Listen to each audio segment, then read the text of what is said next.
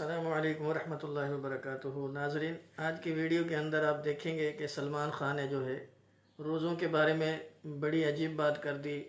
اس نے کہا کہ میں بھی روزے رکھتا ہوں، اگرچہ پورے روزے نہیں رکھتا، کچھ روزے میں رکھتا ہوں۔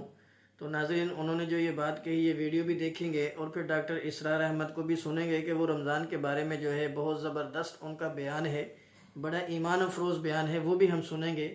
چلیے بغیر کسی تاخیر کے ویڈیو کو شروع کریں۔ آپ روزے رکھتے ہیں؟ جی رکھتا ہوں پورے نہیں رکھ پاتا لیکن رکھتا ضرور ہوں۔ عن ابی ہریرہ رضی اللہ عنہ قال، حضرت ابو ہریرہ سے مروی ہے رضی اللہ عنہ کہ انہوں نے فرمایا، قال رسول اللہ صلی اللہ علیہ وسلم، کہ اللہ کے رسول نے فرمایا صلی اللہ علیہ وسلم، من صام رمضان ایمانا و احتسابا غفر له ما تقدم من ذنبه، جس نے رمضان میں روزے رکھے ایمان کے ساتھ، یقین کے ساتھ اور احتساب، اللہ سے اس کے اجر کی امید میں، غفر له ما تقدم من ذنبه، اس کے پچھلے تمام گناہ معاف ہو جاتے ہیں۔ یہ نوٹ کیجئے کہ اس سے مراد گناہ کبیرہ نہیں ہے، گناہ صغیرہ ہے۔ گناہ کبیرہ کے لیے توبہ شرط ہے، گناہ صغیرہ جو ہے وہ ان چیزوں سے دھل جاتے ہیں۔ لیکن اب دیکھیے، ومن قام رمضان ایمانا و احتسابا، اور جو کوئی کھڑا رہا رمضان میں، یعنی قیام اللیل، ایمان اور احتساب کے ساتھ، غفر له ما تقدم من ذنبه۔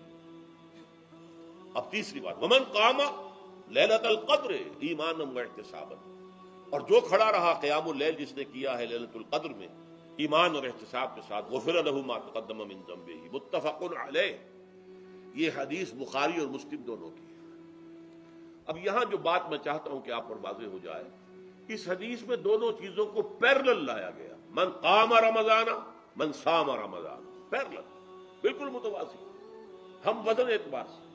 من صام رمضان ایمانا و احتسابا غفر له ما تقدم من ذنبه، من قام رمضان ایمانا و احتسابا غفر له ما تقدم من ذنبه۔ اب سوال پیدا ہوتا ہے قیام اللیل سے مراد کیا ہے؟ یہاں پہ میں ذرا تراویح کی کا جو پس منظر ہے وہ بیان کر دینا چاہتا ہوں۔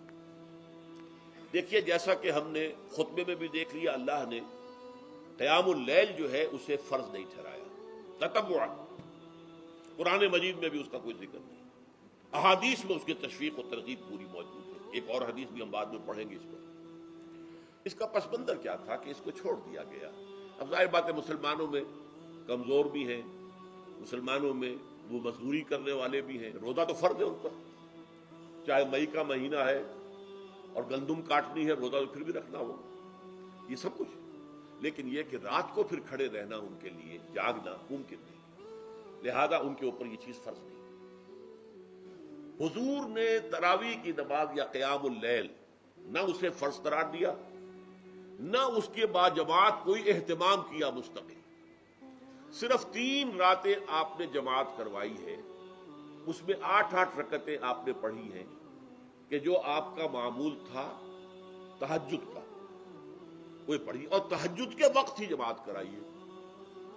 یہ ہے وہ حدیث۔ اس کے علاوہ کسی نماز تراویح جو ہے جو ہم پڑھتے ہیں 20 رکعتیں عشاء کے ساتھ متصل، اس کا کوئی ذکر نہ دور نبوی میں ہے نہ دور صدیق اکبر میں ہے۔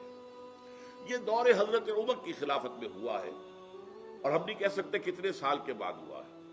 حضرت عمر رضی اللہ تعالیٰ عنہ کی خلافت کا دور جو ہے وہ تو 10 برس ہے، ہو سکتا ہے 5 برس کے بعد ہوا ہو، 6 برس کے بعد ہوا ہو، 12 ہوا ہے ان کے عہد۔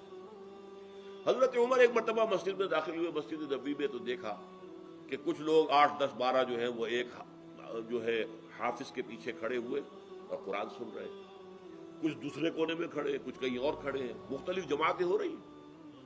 تو انہوں نے سوچا کہ کیوں نہ ان سب کو ایک امام کے پیچھے جمع کر دیا جائے، اور اس کے لیے لوگوں کی سہولت کے لیے عشاء کے ساتھ متصل رکھ دیا جائے، اس لیے کہ تہجد کے وقت اٹھنا جو ہے وہ تو ہر کس و ناقص کا کام نہیں ہے، کہ عشاء کے بعد اگر تھوڑا سا اضافی وقت ہو صرف، تو یہ ہر شخص کر لے گا، مزدور بھی کر لے گا۔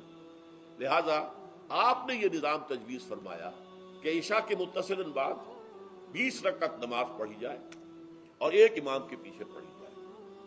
یہ گویا کہ اجتہاد ہے حضرت عمر رضی اللہ تعالی عنہ، اس کو آپ نے خود بدعت بھی قرار دیا ہے، لیکن بدعت حسنہ، बिदअत किस एतबार से? लुग़वी एतबार से, नई बात, इसलिए कि हुजूर के ज़माने में नहीं थी, तो ये इस तरीके से एक नई बात है। लेकिन ये बात चूंकि बहुत अच्छी है, बहुत उम्दा है। आप जब ये निज़ाम चल पड़ा तो एक दिन मस्जिद में आए, देखा कि बड़ी भरी मस्जिद है, सहाबा खड़े हैं और एक इमाम के पीछे कुरान सुन रहे हैं। आपने फरमाया निअमल बिदअतु हाज़िही, ये जो हमने नई बात शुरू की है ये बहुत अच्छी है, बहुत उम्दा है। अब यहां से फर्क वाक़े हो गया है।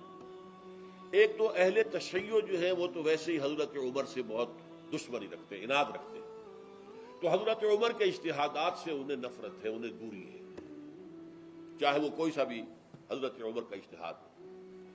हमारे यहाँ अहले हदीस हजरात भी दर हकीकत हजरत उमर या किसी और खलीफा राशिद के फेल को वो समझते हैं कि ये एग्जेक्टिव ऑर्डर्स हैं, ये हमेशा के लिए नहीं है। हजरत उमर ने अपने दौर में एक निजाम कायम किया, उनके दौर के लिए ठीक था, ये हमेशा के लिए नहीं। हमेशा के लिए वो 8 ही रकअतों के कायल हैं, वो तहज्जुद वाले। लेकिन उसमें बहरहाल उन्होंने भी खुद ये इजाफा किया है कि वो 8 रकअतें वो इशा के साथ मुत्तसिल पढ़ते हैं, तहज्जुद के वक्त तो नहीं पढ़ते। और हुजूर ने तो सिर्फ 3 रोज जो है वो कराई थी जमात, वो लोग 30 दिन या 29 दिन पढ़ रहे हैं, तो इजाफा तो उन्होंने भी कर दिया, तो निज़ाम में तब्दीली तो हो गई। लेकिन अहले सुन्नत जो कहलाते हैं, हमारे जो 4 जो हैं, जो हमारे मसलक हैं, हनफी, मालिकी, शाफी, हम्बली, इनका इत्तेफाक है इस पर हजरत उमर का, क्योंकि उनके सामने उसूल ये है कि हुजूर ने फरमाया अलैकुम बिसुन्नती व सुन्नतिल खुलफाइर राशिदीनल महदीयीन, तुम पर लाजिम है कि मेरी सुन्नत को पकड़ो मजबूती के साथ, और मेरे खुलफाए राशिदीन महदीयीन जो है उनकी सुन्नत को पकड़ो। इस उसूल से ये चारों फिक़्ह जो है हजरत उमर के इज्तिहादात जो हैं उनको भी पाबंदी समझते हैं कि तमाम उम्र के लिए, क़यामत तक के लिए उम्मत मुस्लिमा पर उनकी पैरवी लाज़िम है। लिहाजा इसमें इजमा है। और यहां तक कि ये सबसे आखिरी जो इसमें मसलक पैदा हुआ है ज़मानी एतबार से, सबसे पहले मसलक जो है हनफी पैदा हुआ, फिर मालिकी पैदा हुआ, फिर शाफी पैदा हुआ और फिर हम्बली आखिरी है। और इमाम अहमद इब्न हम्बल बहुत बड़े मुहद्दिस भी हैं। मुस्नद अहमद इब्न हम्बल जो है वो बहुत बड़ी किताब है, बहुत अहम किताब है, जामे किताब है।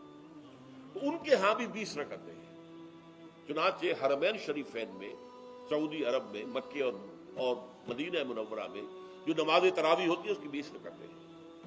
लेकिन अहले हदीस हज़रात जो है वो उस 8 के ऊपर इत्तेफाक। उम्मीद है आपको वीडियो पसंद आई होगी। अगर वीडियो पसंद आई हो तो वीडियो को लाइक और शेयर ज़रूर कर दीजिएगा, चैनल को सब्सक्राइब कर दीजिएगा और बेल आइकन को प्रेस कर लीजिएगा ताकि हर नए आने वाली वीडियो आपको बर वक्त मिल सके। और नाज़रीन ये ज़रूर बताइएगा कि आपको जो है ये वीडियो कैसी लगी और वीडियो के अंदर क्या बात अच्छी लगी, ये कमेंट बॉक्स में जो है मेंशन ज़रूर कीजिएगा।